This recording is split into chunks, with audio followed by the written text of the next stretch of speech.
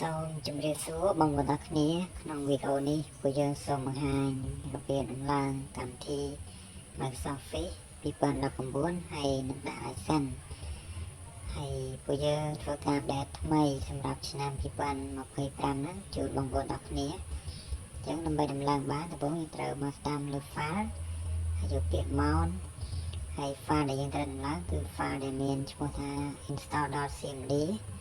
ហើយយើងមកស្ដាំលើ file ហើយយកពាក្យ open ហើយបន្ទាប់មកយកពាក្យ yes ហើយ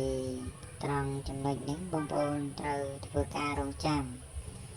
ដើម្បីឲ្យកម្មវិធីដំឡើងឲ្យចប់ការដំឡើងលឿនឬយឺតក៏អាស្រ័យទៅលើ កុំព្យូទ័រឬក៏ម៉ាស៊ីនរបស់បងប្អូនអរគ្នា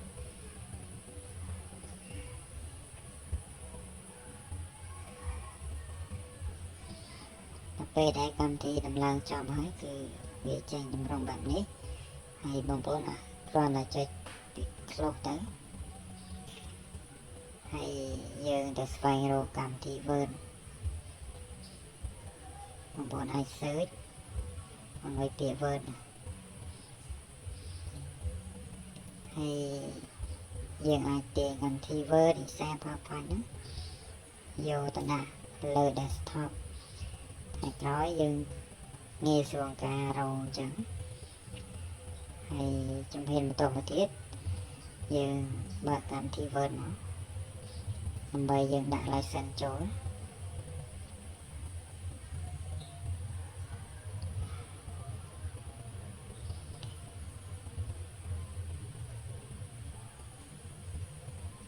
ហើយនៅពេលដែលបងប្អូនបើកកម្មវិធី Word មកជាទូទៅ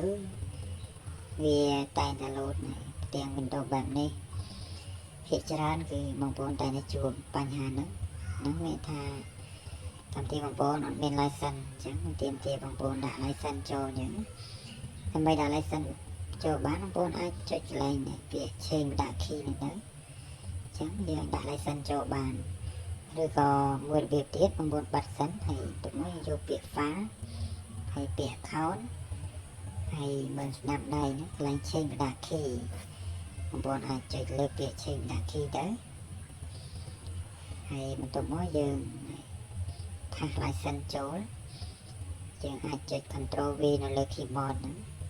ដើម្បីផាស license ចូលហើយបន្ទាប់មកយើងចុចពាក្យ activate office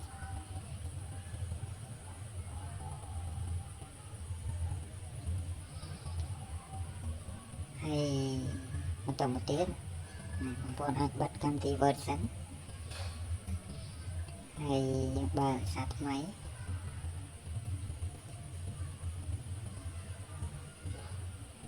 ហើយយើងចូល